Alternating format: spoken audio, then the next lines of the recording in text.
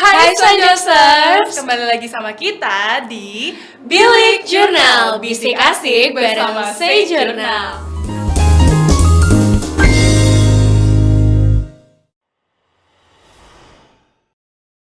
Kali ini bersama aku Clay dan rekan announcerku Amel yang akan membawakan podcast pada bulan November ini. Nah Kak Clay, gak kerasa ya, kita udah November aja nih. Padahal kayaknya baru kemarin deh sekolah kita ngadain Haspi. Iya ya, baru kemarin sekolah kita mengadakan Haspi pada bulan Oktober lalu. Bener. Ngomong-ngomong soal Haspi, lumayan ini juga ya, nyambung juga ke tema kita hari ini ya. Ya, bener banget Kak. Kan Haspi itu kita kemarin memperingati Sumpah Pemuda kan ya. Dan salah satu pahlawan nih yang paling dekat sama kita itu di sekolah, yaitu adalah para guru. Iya, Mel, setuju sih. Guru itu kerap sekali disebut sebagai pahlawan tanpa tanda jasa. Benar. Nah, karena itu juga sekarang nih di podcast kita di bulan November, karena ada Hari Guru dan juga Hari Pahlawan juga, kita akan masuk ke podcast dengan tema Kilas Balik Pahlawan Tanpa Tanda Jasa. Oke Mel, jadi di sini juga tentunya kita nggak sendiri karena kita ditemenin sama narasumber-narasumber kita yang tentunya asik-asik nih, yaitu para guru dari Sanjos. Di sini sudah bersama kami ada Pak Jo dan juga Pak Marsina. Kalau gitu kita kan berkenalan sedikit. Oke, Pak Jo bisa memperkenalkan dirinya? Iya, oke. Selamat pagi, selamat siang, selamat sore, selamat malam. Pokoknya para penonton pemirsa, saya Pak Jo. Nama panggilannya, nama lengkapnya Joshua Joli Sucanta Cakra Negara Sarjana Sejarah. Woi, panjang banget. Jadi cukup dipanggil Pak Jo. Saya mengajar sejarah sesuai sarjana saya, tapi tahun lalu saya ngajar sosiologi. Jadi saya baru 1 tahun lebih sedikit mengajar di SMA Santo Yosef Denpasar. Oke, thank you Pak Jo. Itu perkenalan dari Pak Jo. Next dari Pak Marsina. Hai Sanjosers semuanya dan Bapak Ibu sekalian. Perkenalkan, nama saya Nyoman Marsina. Saya mengampu pelajaran biologi. Terima kasih. Terima kasih Pak Marsina dan juga Pak Jo. Bagaimana kabarnya Bapak-bapak saya hari ini? Luar biasa. Luar biasa. Kelihatan ya Kak Liz, Kelihatan sekali. ceria ya. Semangatnya tuh terasa gitu loh, terbakar rasanya. Oke, jadi Bapak, kami dari Sing Jurnal mengundang untuk podcast kali ini untuk tadi ya membahas tema pahlawan kilas balik pahlawan tanpa tanda jasa. Jadi berhubungan dengan Hari Guru juga. Jadi di sini kami akan lebih membahas tentang dunia pendidikan, pengalaman dalam mengajar dan sebagainya. Momen-momennya ya yang best selama mengajar gitu. Iya, supaya nanti kiranya bisa jadi cerita inspiratif nih buat Sanjosers yang nonton di rumah sekalian. Oke, langsung kita tanya-tanya aja ya Kak. Oke, kita mulai dari Pak Marsina dulu nih Pak. Oke. Amel mau nanya nih Pak. Setahu Amel kan nih Pak Marsina dulu udah salah satu guru senior nih di Sanjos. Nah, dari tahun berapa nih Pak udah ngajar untuk menjadi seorang guru? Terima kasih. Bapak ngajar mulai bulan September tahun 1989. Kalau sampai tahun ini kurang lebih 34 tahun. Oke, 34 tahun ya Mel. Wah itu lama banget sih ya. Kita aja belum setengahnya. Ya, kita belum setengahnya, belum nyampe. Ada baiknya Pak sampaikan juga petualangan Bapak di dunia pendidikan. Awal tahun mengajar tahun 89, kira-kira sampai tahun 92, Bapak di Lombok. Terus sempat pindah ke SMP Santo Yosef dan SMA Thomas Aquino sekalian. Selesai Santo Yosefnya, SMP Thomas dan SMA Thomas. Dan pada akhirnya Bapak ada di Santo Yosef Denpasar. Kembali lagi. Ya, terima kasih ya. Oke, keren banget sih gitu Pak. Bisa sekarang kita lanjut ke Pak Jo ya. Tadi kita udah nanya awal kisah perjalanan Pak Marsina juga. Udah 34 tahun nih mengajar Mel. Sekarang kita tanya ke guru junior kita ya. Ini guru senior, ini guru junior. Baru 1 tahun tadi mengajar, boleh ceritakan sedikit Pak? Ya, jadi saya baru 1 tahun lebih sedikit ya. Saya mengajar 1 Juli 2022. Jadi sekarang ya 1 tahun plus sedikit lah. Jadi Pak Marsina tahun 89 sudah ngajar. Tahun 89 itu ibu bapak saya belum ketemu Pak. Jadi saya belum ada di sini Pak. Bapak sudah mengajar. Jadi wow gitu kan. Jadi ya Ya, jadi saya dulu itu mantan siswa sini. Jadi saya dari siswa, saya tahun 2014 masuk SMA, 2017 saya lulus, habis itu saya kuliah, akhirnya kembali ke tanah air saya. Begitu, iya Oke, betul. Bapak. Berarti cukup panjang juga ya Pak Jo, perjalanan Pak Jo dari awal sampai ketemu lagi kita di sini. Iya. Boleh nih Pak Jo, kira-kira sepanjang jalan itu ada nggak sih orang yang menginspirasi Pak Jo untuk menjadi seorang guru? Iya, saya jadi inget lagi ketika saya masuk SMA. Saya itu jurusan IPS ya, 3 tahun di kelas IPS. Saya itu dapat yang namanya apa sih, kurikulum 2013 itu ada 2 jenis sejarah lah kita sebut ya, mata pelajaran sejarah Indonesia, sejarah wajib, dan sejarah peminatan atau sejarah dunia. Nah, karena memang saya dari kecil tuh saya udah suka sejarah ya, membaca sejarah itu saya suka. Lalu ketika tahu saya masuk IPS kan, mata pelajaran sejarahnya double, saya senang. Tetapi ketika saya tahu itu, awalnya saya senang lah. Lalu ketika bertemu dengan gurunya, senior juga nih kebetulan. Nah, bukannya senang saya malah jadi antipati dengan sejarah, saya nggak suka. Nah, nilai saya jelek lah gitu kan. Lalu kelas 11 juga sama. Enggak sih, kelas 11 agak mendingan, kelas 12 sangat better gitu kan. Jadi awalnya yang saya suka sekali sejarah, lalu saya sempat desperate, putus asa, lalu akhirnya dibangkitkan lagi. Nah, kenapa bisa seperti itu? Karena ternyata ya saya boleh sebut lah, ada 2 guru terutama yang menginspirasi saya dulu. Pak Marsina tahu baik ya, Ibu Runding, beliau guru sejarah yang sangat lama. Saya dengar ceritanya beliau, mirip-mirip Pak Marsina lah. Jadi benar-benar kesana kemari mengajar, nggak cuma sejarah waktu itu, jadi banyak pelajaran. Dan beliau dengan gayanya yang khas itu membuat saya akhirnya tertarik lagi. Jadi ketertarikan yang awalnya sirna itu bangkit lagi. Dan saya jadi ingat dulu Bu Runding tuh pernah bilang gini, bercanda mungkin ya, tapi bercandanya serius gitu. Dia bilangnya begini, beliau menjelang saya lulus SMA itu, saya memang daftar sejarah di UGM, Universitas Gadjah Mada, dan notabene kan itu bukan untuk menjadi guru sebenarnya ya. Nah, tapi tetap beliau bilang begini, Jol, pokoknya kamu nanti setelah lulus kamu harus balik ke sini ya, gantiin saya. Gitu pesannya Bu Runding. Jadi saya selama kuliah itu mungkin terbebani gitu ya. Aduh, sebenarnya antara terbebani atau lega, karena saya mikirnya terbebani dengan pesan orang tua, tapi satu sisi juga lega. Saya habis ini pasti saya ke sini. Jadi saya tidak bingung gitu loh, masa depan saya di mana. Jadi ya itu akhirnya ketika ketemu tahun 2022 ketemu dengan Bu Runding bilang, wah, doaku terkabul gitu loh maksudnya. Jadi ya ampun, iya Bu, doa 4 tahun yang silam itu akhirnya terkabul gitu kan. Jadi akhirnya saya kembali, dan memang tahun lalu tepatnya Ibu Runding pensiun, dan saya didaulat lah oleh sekolah untuk benar menggantikan posisi beliau begitu. Jadi ya saya bilang itu sebuah, ya mungkin kalau kita religius kita bilang itu rencana Tuhan gitu ya. Tapi jadi saya kira ya ternyata memang doa orang tua itu Pak, itu betul manjur sekali. Jadi betul tidak main-main gitu ya.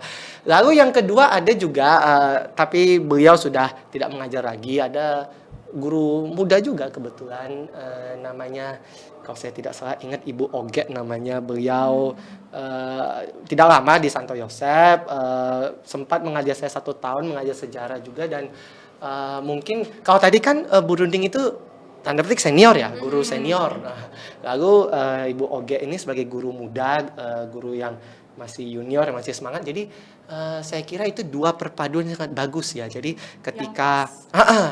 ketika belajar dari senior dan belajar dari junior itu membuat saya itu, pengalaman saya menjadi kaya gitu. Jadi ketika saya mengamati beliau berdua itu, justru di situ kecintaan saya untuk belajar sejarah, dan ya akhirnya kemudian mengajar sejarah gitu. Jadi saya kira dua sosok beliau inilah yang menginspirasi saya meskipun beliau sudah ya berkarya di tempat lain lah.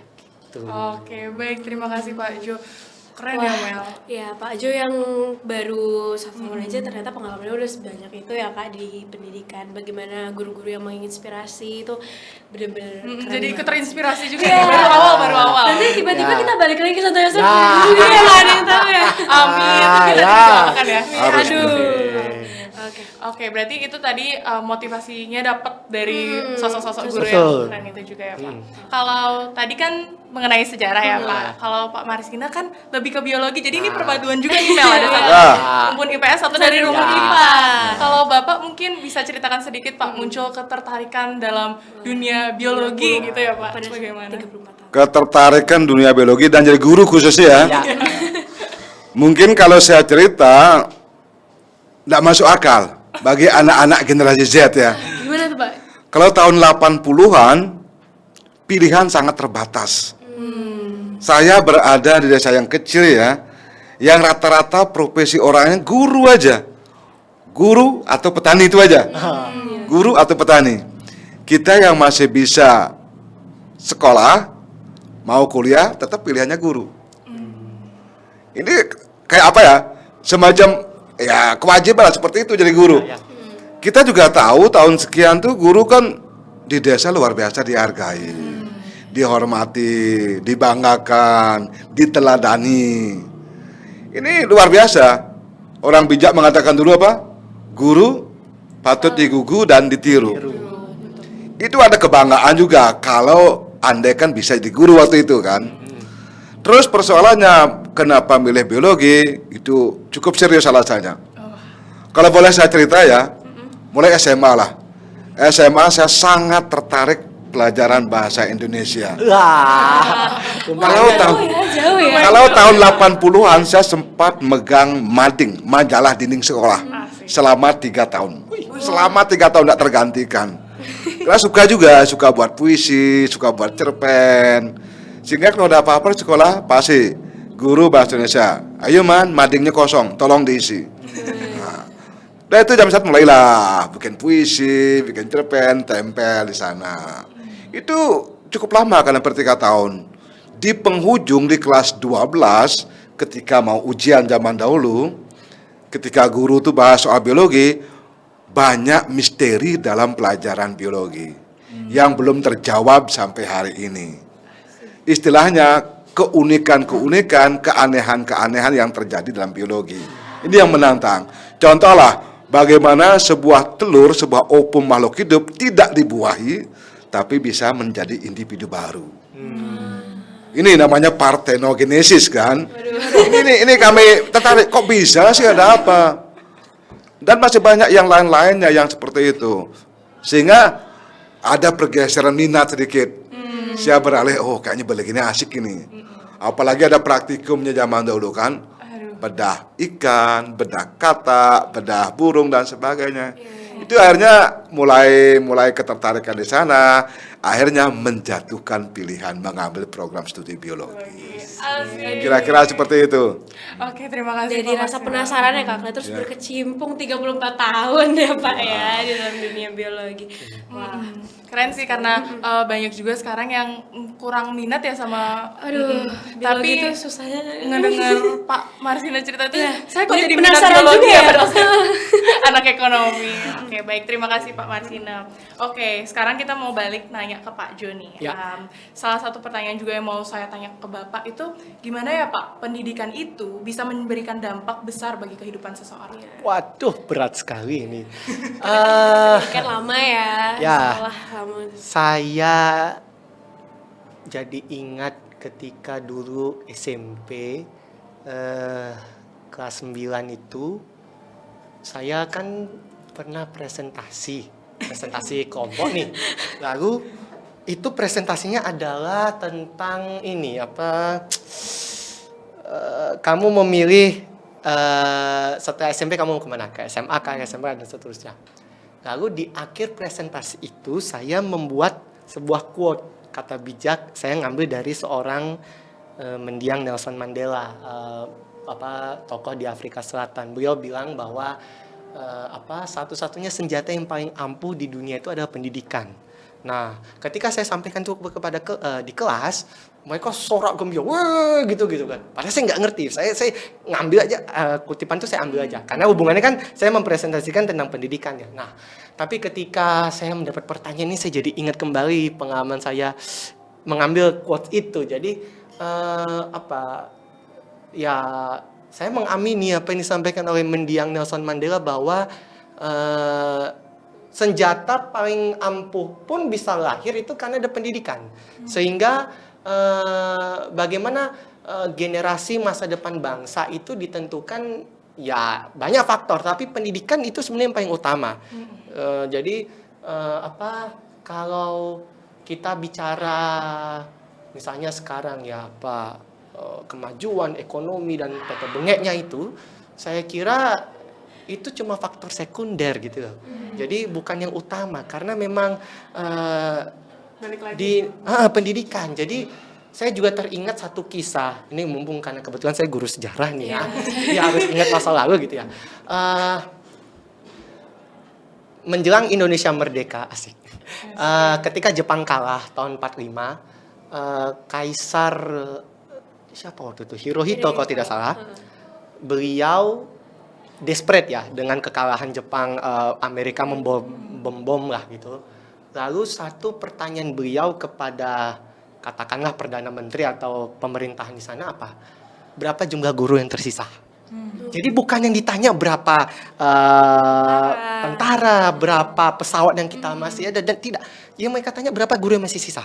Jadi dari kisah sederhana itu saya akhirnya punya kesimpulan bahwa Jepang itu bisa semelesat itu karena perhatian mereka sangat besar pada guru. Jadi ketika mereka seputus asa itu, mereka mencarinya bukan siapa-siapa, tapi mereka mencari guru. Karena mereka percaya bahwa ya guru itu yang bisa memperbaiki generasi masa depan. Jadi generasi yang setelah dididik oleh para guru itu, mereka yang punya tanggung jawab untuk memperbaiki keterpurukan begitu. Jadi ya saya kembali bahwa dari dua kisah itu lah kurang lebih ya, saya mengamini bahwa guru itu betul dia adalah pahlawan yang memang tidak pernah dinobati, tidak pernah ada seremonial tidak, tapi jasanya itu yang sangat tidak tergantikan gitu. Priceless lah kita boleh sebut dia itu. Jadi benar-benar tidak tergantikan. Itu sih menurut saya. Oke, baik, terima kasih Pak Jo. Berarti dampaknya cukup Ya, kalau kita signifikan sebenarnya ya. kan education is the key. Ya. Benar. Paling penting sih memang. Benar kata Pak Jo. Oke, kalau itu Dari Pak Marsina gimana? Nah, ini silakan ini. sudah sangat siap. Siap. Yuk, silakan, Pak. Tadi pertanyaannya apa? Ini Pak, gimana pendidikan itu berdampak terhadap kehidupan saya? Iya, jelas. Terima kasih. Pendidikan tidak bisa ditawar. Ya. Pendidikan barang sangat vital, sangat penting dalam kehidupan kita. Orang bijak mengatakan, pendidikan bisa membuka pintu kesuksesan. Bisa membuka pintu kesuksesan. Pendidikan dalam konteks belajar. Orang mengatakan, kita belajar seumur hidup. Belajar tentang segala sesuatu. Semua orang adalah guru. Semua tempat adalah sekolah. Ya. Dimanapun kita berada, jangan persempit pendidikan, jangan persempit pembelajaran. Jangan bermimpi belajar hanya bidang studi tertentu aja. Belajar tentang nilai-nilai, belajar tentang kehidupan secara umum. Saya yakin ke orang yang berpendidikan akan merubah pola pikirnya. Pola pikir semakin luas, dengan pergaulan yang luas, cara berpikir pun akan berbeda. Sehingga dengan pendidikan yang dia miliki, yang dia jalani selama ini, pelan-pelan akan merubah pola pikirnya. Puji Tuhan, berpikir majulah, berpikir lebih besar. Namun sebaliknya, kalau orang yang kurang berpendidikan, pergaulannya kurang luas lah, mungkin gampang dibodohi, gampang dibohongi. Kalau orang apalagi bisa, Pak Jo sempat ke UGM, mungkin teman-teman ke luar negeri, akan melihat di sana, bisa membandingkan mana yang baik, yang bagus, yang bisa membantu kita pribadi, membantu bangsa mungkin, itu bisa kita bawa, kenapa tidak kan? Sehingga pendidikan bagi saya sangat-sangat penting. Bahkan tiap hari di doa kita kan ada kan, Bersyukurlah Anda kalian yang masih bisa belajar, masih bisa bersekolah. Di luar sana masih banyak anak nangis-nangis pingin sekolah. Pesan saya untuk San Jorge semuanya, bersyukurlah kalian bisa mengenyam pendidikan yang bagus di SMAS Katolik Santo Yosef Denpasar ini. Pilihanmu tidak salah. Saya kagum luar biasa dengan binaan tiap hari, dengan briefing setiap hari, dengan rangkaian kegiatan, mulai berdoa sampai dengan literasinya luar biasa. Semoga saja apa yang merupakan program sekolah kita terapkan bersama, pada akhirnya bisa menciptakan generasi-generasi yang unggul. Santo Thomas Aquinas pernah berkata, non scholae sed vitae discimus. Non scholae sed vitae discimus. Kita belajar itu untuk hidup. Tidak hanya semata-mata demi selembar kertas, tidak. Mengisi hidup kita, mengisi ruang-ruang hati kita, mengisi ruang pikiran kita. Kita belajar untuk hidup, bukan hanya selembar kertas. Kira-kira seperti itu. Non scholae sed vitae discimus. Terima kasih. Bukan main. Oke, berarti 3 tahun di TK, ada 6 tahun SD, terus 3 3 tahun tahun SMP, SMP, 3 tahun 3 tahun SMA. SMA. Itu belum seberapa karena kita harus belajar terus. Iya, ke depan. belajar. Semakin tua, semakin banyak Non-stop kita- belajar. Benar, karena education is the key. Ya. Oke, gini kan Pak, kata orang nih kan setiap kesuksesan tuh pasti ada kerikil-kerikilnya di dalam Iya. sekolah. Pasti banyak struggle di dalam dunia pendidikan. Nah, kalau dari siapa duluan nih Kak anaknya? Dari Pak Jod. Waduh. Oh ya, Pak Jo ya. Bagaimana nih kesulitan yang pernah Bapak alami selama berkecimpung di Dunia pendidikan? Waduh, ini jelas yang pertama adalah saya kurang pengalaman ya. Kok Pak Martina bisa 2 hari 2 malam cerita ini. Tentu saya akui ketika saya mau menjadi guru, saya ini kan bukan lulusan pendidikan, bukan sarjana pendidikan nih. Saya sarjana sejarah murni ilmu. Jadi jelas ada gap, ada satu hal yang tidak saya dalami atau tidak saya peroleh ketika saya semasa kuliah. Bahasa kerennya pedagogi, nanti Pak Sino yang akan jelaskan apa itu pedagogi. Nah, jadi dalam pendidikan kita untuk memahami proses pembelajaran, lalu memahami karakter murid, lalu bagaimana membawa suasana dan seterusnya, itu memang saya jadinya learning by doing gitu. Jadi ya belajar dari mengamati dan melakukan. Saya tidak dibekali itu sebelumnya, sehingga memang saya akui ada gap di situ yang harus saya isi. Jadi ketika saya tahu saya menjadi seorang guru, saya merasa bahwa itu adalah tantangan yang harus saya segera selesaikan karena memang pada waktu itu saya tidak ada dibimbing khusus, tidak, tetapi saya harus punya inisiatif jelas bagaimana sih seorang guru tuh berkelakuan lah kita sebut gitu ya, bagaimana menguasai kelas lah, bagaimana mengatur pembelajaran dan seterusnya. Nah, jadi saya itu ingat sekali ketika saya masuk kelas itu setelah MPLS ya, kan hari Senin nih, hari Senin masuk saya itu jam kedua. Jadi jam pelajaran kedua. Nah, jam pelajaran pertama saya kosong. Nah, saya ketika hari Senin itu, saya jam pelajaran pertama itu saya keliling. Saya ngeliatin guru-guru tuh ngapain sih gitu. Karena saya tidak tahu guru. Ya, benar. Mantap. Saya bingung loh Pak, saya tuh Ya. bener. Saya tuh dalam pikiran saya tuh ya hari Minggu malam itu Pak, mau masuk hari Senin saya bingung. Aku ngapain ya di kelas itu ya hari pertama. Akhirnya saya keliling ya, kan sekilas saya ngeliatin guru-guru tuh ngapain sih jam pertama gitu kan. Hari pertama nih ketemu siswa ngapain. Oh mereka begini ya. Oke lah, kan karena saya hanya bisa mengamati, ya udah saya tidak tahu persis, tapi oke lah. Nah saya jadi ingat ketika saya masuk kelas itu, kelas 14 nih saya masih ingat. Karena saya waktu itu diminta diajar di kelas 10 ya, ke semua kelas 10. saya waktu itu masuk kelas 10-4 itu saya sampai awalnya saya salah masuk kelas karena 10-4 dan 10-5 tuh tetanggaan kan. Jadi saya hampir salah. Saya mau masuk pintu, 10-5 ternyata. Tutup pintu saya masuk ke 10-4. Habis itu udah pertama tuh udah aduh ya ampun ini apa lagi masa hari pertama sudah gagal gitu kan ya salah masuk kelas. Lalu ya saya berusaha lah pokoknya harus menjadi seorang guru yang berwibawa gitu kan. Berusaha membangun wibawa, ketegasan bagi siswa di kelas. Lalu ya biasa kan mulailah saya menanyakan apa kabar, presensi dan seterusnya. Masih sangat kaku lah yang jelas, masih sangat kaku. Lalu berganti di kelas berikutnya sama juga, saya juga masih bingung. Saya setelah dari 10-4 ke 10-3. 10-3 itu di mana ya? 10-4, 10-5, 10-6. Nah, 10-3 di mana? Oh, di lantai atas. Naik saya ke lantai atas lagi. Pokoknya benar-benar baru lah ya. Padahal itu sekolah saya dulu gitu loh maksudnya. Padahal sama-sama di Santo Yosef, Pak. Tapi saya bingung gitu kan.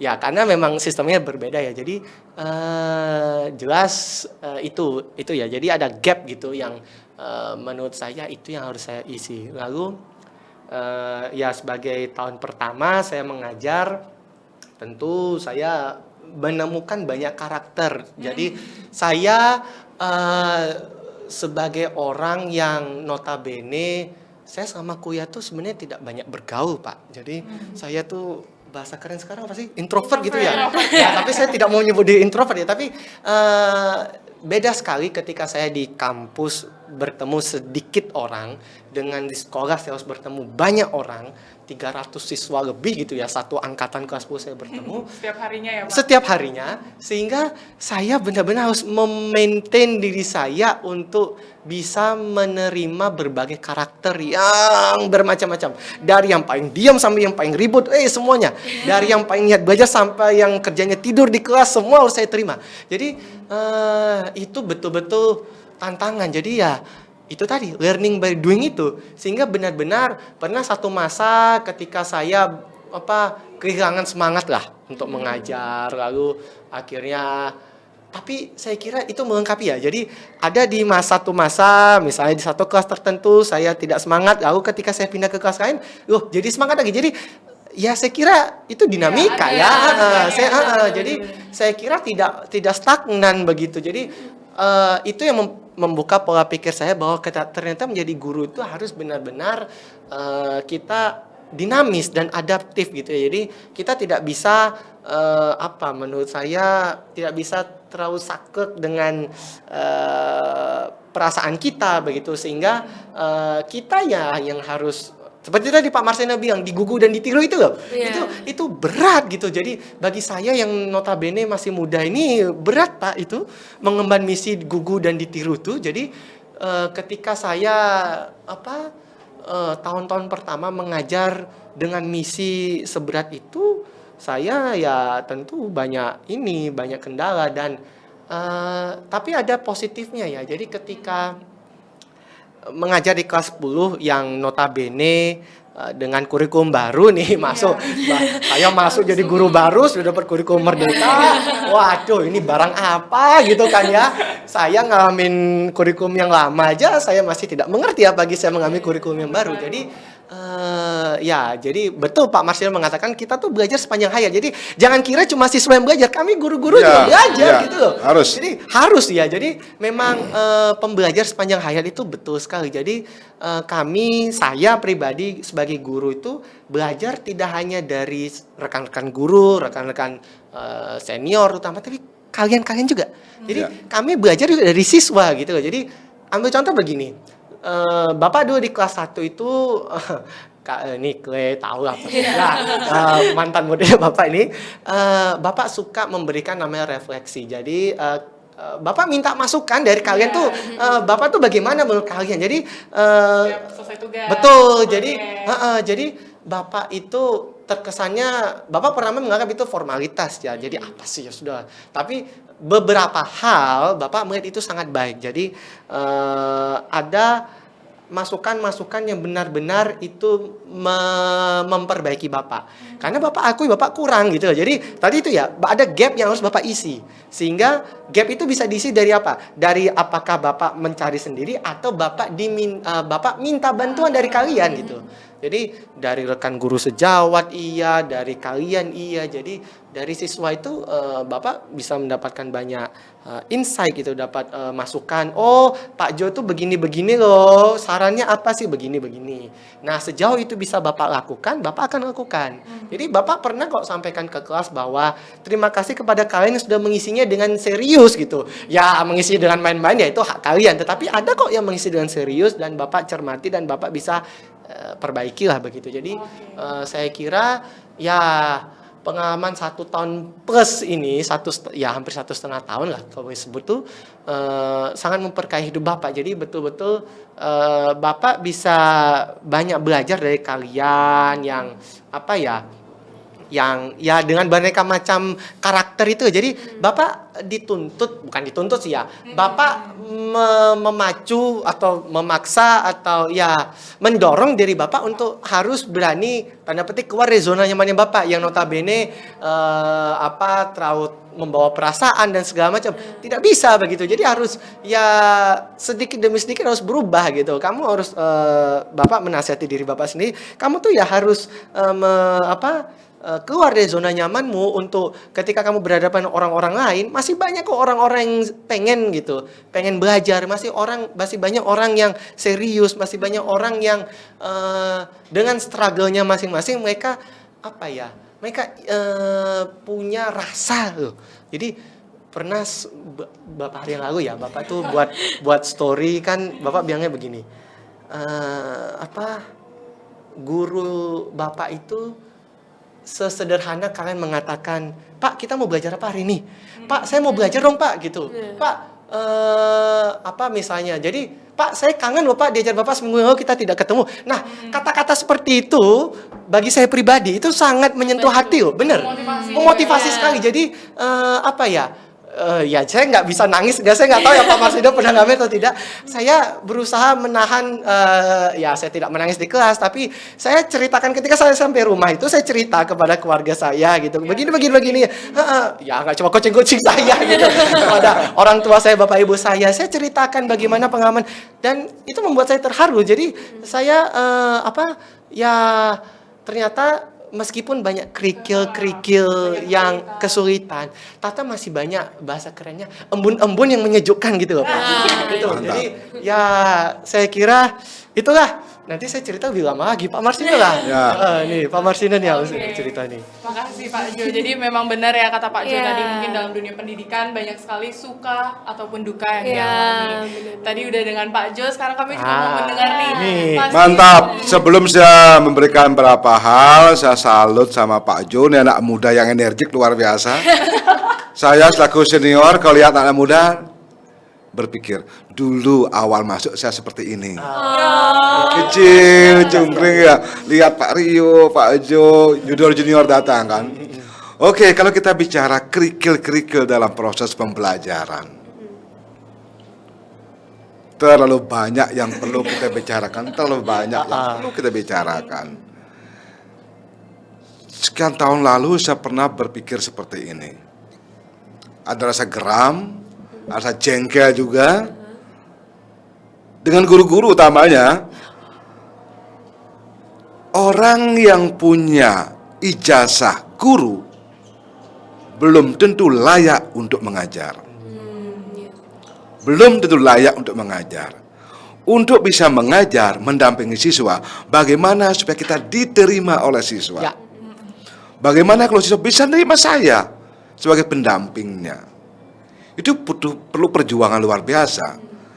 Apalagi kalau kita bandingkan era dulu, era sekarang beda banget kan. Kalau zaman dahulu mungkin saya rasakan ketika mahasiswa tidak berani ketemu guru kan. Ketemu guru takut kan, lari. Kalau itu diceritakan sekarang kalian tidak percaya kan. Dengan dunia sekarang kayak apa komunikasi guru dan siswa kan. Tapi jangan lupa yang menghibur bagi saya, kalau guru selalu berhadapan dengan orang, dengan makhluk hidup kan. Ya. Bisa jadi pagi hari berangkat ke sekolah, pikiran kusut, ada masalah, lihat kalian di kelas, happy kan? Happy, seneng kan? Atau mungkin sebaliknya, ya kan? Bisa jadi dari rumah siul-siul nyanyi, lihat ulat tingkah kalian di kelas, bikin jengkel aja. Itu seperti itu. Tapi tidak masalah sebenarnya, kita bertemu dengan orang per orang, dengan makhluk hidup, dengan irama masing-masing. Yang pertama saya pikirkan, bagaimana saya berusaha untuk diterima oleh siswa. Ini penting bagi saya. Untuk bisa diterima, kita pahami siswa kita. Kita pahami bagaimana kita bertemu sekian orang, 30-an orang dengan berbagai karakter kan.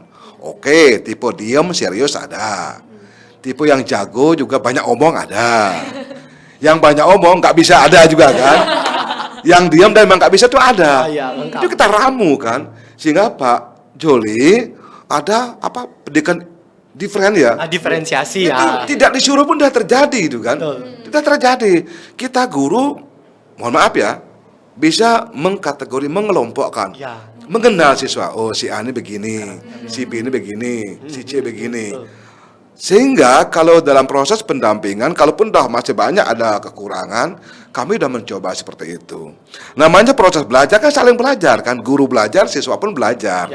Kita berharap siswa juga maulah memperbaiki perilakunya ke arah yang positif.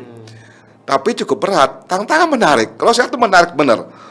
Sekian tahun lah mendampingi siswa dengan segala suka dukanya, apapun pernah kita alami kan, apapun dari yang terjelek, yang terbaik pernah kita alami.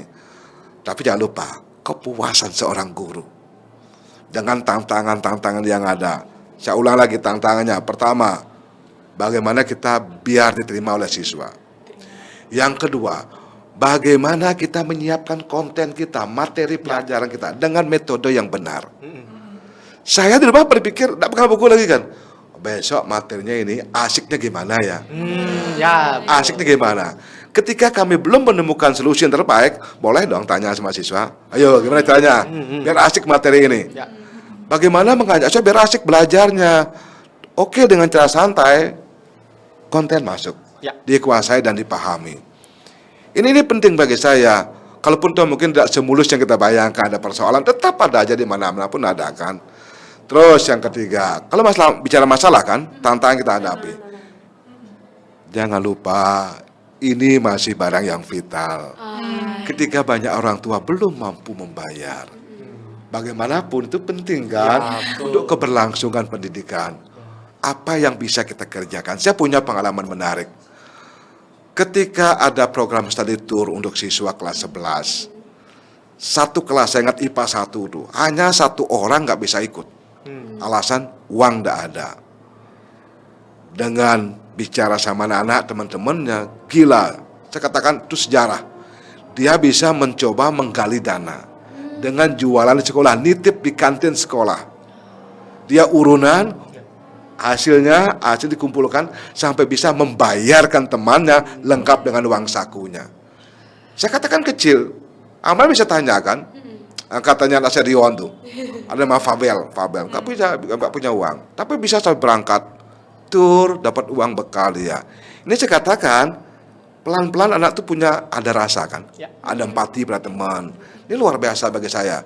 Itu yang baik. Kalau hambatan-hambatannya kan banyak. Yang berpikir negatif sih ada. Puji Tuhan itu terkalahkan oleh yang positif kan. Terkalah oleh yang positif. Ini yang jelas kalau saya ambil kecil-kecilnya masalah itu oke. Bagaimana kita mencoba diterima oleh siswa, harus terima itu. Bagaimana kita merancang strategi pembelajaran kita biar menarik. Kalau itu nggak menarik, kalian pasti akan nggak jelas lah kayak apa. Ribet nggak jelas, nggak mengena dan sebagainya. Terus yang lain masih banyak yang perlu kita sikapi, bagaimana kita mengajak siswa untuk mau belajar. Itu tantangan juga kan, mau motivasi mereka. Mungkin dengan istilahnya pemantik-pemantik yang ada kan? Pertanyaan-pertanyaan awal yang memantik. Kalau saya ngajar biologi mungkin asik. Artinya apalagi biologi kelas 11, total tentang tubuh manusia, apa susahnya? Kita belajar diri kita. Itu menarik. Bagaimana kan ini? Masih banyak komentar. Dari komentar kita rangkum semuanya benar. Ini kita tantangan-tantangan yang ada, kita coba cari solusi seperti itu. Kalaupun toh masih ada kekurangan, tetap kita belajar dan belajar. Asik. Itu, terima kasih. Iya. Baik, makasih Pak Marsina. Jadi tadi yang Clay dapat sendiri, walaupun banyak dukanya, tapi jauh lebih banyak sukanya. Iya, Iya, betul. benar-benar. Karena seperti yang sudah Pak Marsina bilang juga tadi, kita kan harus terus belajar Kak. Kita nggak bisa stop belajar. Pak Jo dan Pak Marsina sudah lulus sekolah juga tetap ya belajar banyak banget. setiap harinya. Dan selain itu juga di sana ada poin kalau misalnya semua adalah seorang guru. Kita bisa belajar dari seorang guru, guru pun bisa belajar dari Iya. seorang siswa. Nah, hal itu adalah hal yang sangat luar biasa sih ya kayak di dunia pendidikan. Setuju sih Mel. Oke, tadi kan kita udah mendengar juga kesulitannya dan sebagainya. Sekarang kami mau meminta motivasi nih Pak. Iya. Sekiranya motivasi-motivasi yang bisa kami sampaikan para Sanjosers yang ada di rumah sekalian atau dimanapun mereka sedang menonton video ini. Mungkin untuk motivasi ini bisa dari Pak Jo terlebih. Aduh, saya lagi kan. Apa ya motivasinya, saya juga bingung. Maksudnya Pak Marsina nih yang nanti banyak bicara. Tapi tadi saya mengutip ya, banyak Pak Marsina sudah sampaikan bahwa yang pertama jelas kalian belajar atau kita belajar itu memang ya tidak hanya untuk mencapai nilai atau ijazah atau apapun namanya, tapi kita belajar untuk hidup ini. Jadi memang terkesan bahwa mungkin pelajaran 1, pelajaran 2 itu tidak relevan dengan hidup saya, tapi mungkin suatu saat akan berguna begitu loh.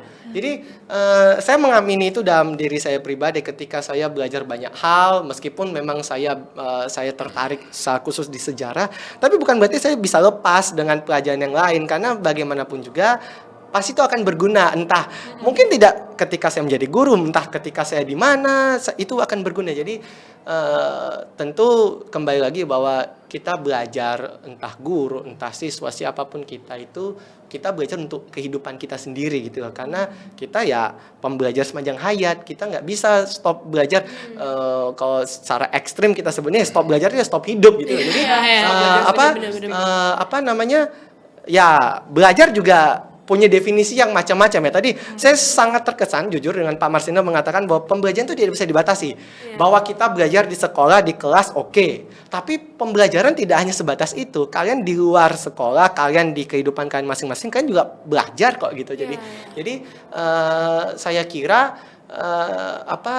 tidak ada kata berhenti untuk belajar, dan belajar itu tidak bisa dibatasi dengan sesuatu yang sangat kaku begitu. Jadi kita punya cara macam belajar yang beraneka, dan saya mengamini itu akan bermanfaat pada waktunya. Kalau bahasa kerennya, semua akan indah pada waktunya. Itu kurang lebih dari saya. Oke, terima kasih banyak Pak Jo. Saya jadi termotivasi untuk tidak pernah stop belajar. Benar, Setiap hari kita harus terus belajar. Benar-benar. Meskipun sebagai siswa juga kadang kita jenuh gitu ya di kelas, capek. Tapi motivasi Pak Jo bisa sih untuk memperkuat nih kita buat semangat lagi. Semangat belajar. Oke. Kalau Pak Marsina, Bapak gimana nih Pak? Oke, Sanjoser semuanya, izinkan saya mengeluarkan kata-kata mutiara saya. Aduh, siap nih, siap. Sudah lebih dari beberapa kali sampaikan di mana-mana saya ucapkan, karena saya sangat percaya dan yakin dengan ini. Kita semua punya mimpi. Mimpi menjadi pribadi yang sukses, pribadi yang bermanfaat dan bermartabat. Tapi jangan lupa, untuk meraih impian itu bukan pekerjaan yang gampang. Diperlukan perjuangan yang berat, diperlukan perjuangan keras. Saya ilustrasikan begini. Semua orang ingin hidupnya cemerlang seperti emas, tapi enggan untuk dibakar. Setiap orang ingin hidupnya tajam, setajam pisau, tapi enggan untuk diasah. Setiap orang ingin hidupnya harum seharum dupa, tapi tidak mau dibakar. Mimpimu bagus, tapi jangan keberatan untuk berproses. Belajar adalah sebuah proses untuk menggapai mimpi. Kadang-kadang saya tanya, hai anak-anak semua, tanya teman-teman, apakah yang sudah asik yang kamu alami sampai jam 11 ini? Tidak ada Pak Guru, berat semua. Nikmatilah beratnya itu. Ya, kita sedang berproses. Kedepannya apa yang asik? Mohon maaf, saya sering terpetik memberikan kesempatan kelonggaran pada siswa untuk pelajaran biologi. Oke, untuk pelajaran biologi boleh santai, tapi tujuan tercapai. Pak Guru gak tegang-tegang banget, enggak. Kita belajar dari kita, banyak hal yang bisa kita pelajari. Tapi untuk anak muda, Sanjosa semuanya, dan sekalian pemirsa hari ini, kita harus punya mimpi dan jangan takut meraih itu. Berat memang. Tapi jangan lupa, itu harus kita tempuh untuk mencapai apa yang kita inginkan, yang kita rencanakan. Mungkin seperti itu, masih banyak yang belum sampaikan. Terpaksa pending-pending lah, mungkin lain kali aja. Biar penasaran juga. Iya, biar penasaran. Oke, baik Pak Jo, Pak Marsina, itu sedikit tips-tips yang cukup Bener, mendorong dan iya, menguatkan iya. kita. Semoga juga bisa menjadi tips dan motivasi yang bisa mendorong para Sanjosa sekalian. Bener. Oke, baik, terima kasih. Ya, itu dia tadi ya teman-teman perbincangan kita bersama Pak Jo dan juga Pak Marsina. Mungkin bisa kita rangkum kalau misalnya pendidikan itu sangat penting guys buat kehidupan kita. Jadi kita jangan pernah males-malesan nih buat belajar dan juga mencoba hal baru. Jangan juga takut untuk gagal. Oke, setuju banget Mel. Bener. Bener banget. Karena kalau untuk bisa tadi ya kata Pak Marsina jadi emas harus mau dulu dibakar, jadi dupa yang harum harus dibakar. Karena pasti untuk mencapai mimpi, mencapai tujuan kita banyak struggle-nya. Kata Pak Jo juga di dalam proses pembelajaran pasti kita jenuh, tapi semua yang kita pelajari itu atau yang kita belajar itu pasti akan berguna. Mungkin nggak sekarang tapi nanti. Dan juga jangan lupa untuk tetap enjoy the process. Karena Bener. mungkin sekarang kita juga ada mengalami jenuh dalam belajar atau Iya. apa, tapi kita benar harus mengenjoynya karena kita semua punya mimpi dan kita harus gak boleh menyerah, harus Iya. terus semangat untuk mencapai mimpi tersebut. Mantap, betul. Oke. Sebelum kita ngakhirin bareng nih, kita mau ngucapin terima kasih banyak buat Pak Sama-sama, Marsina dan Pak Jo yang makasih. udah mau ngobrol bareng kita di Terima sini. kasih juga telah diberikan kesempatan. Ya loh. Kesempatan berikutnya nggak ditolak kok. Oh ya, denger ya. Oke, baik. Terima kasih Pak Jo dan Pak Marsina. Oke, mungkin cukup sekian dari kita. Itu untuk podcast kita pada bulan ini. Saya Clay dan Saya Amel. pamit undur diri bersama narasumber kami pada hari ini, Pak Jo dan juga Pak Pak Marsina. Dadah semua. Sampai jumpa di podcast selanjutnya.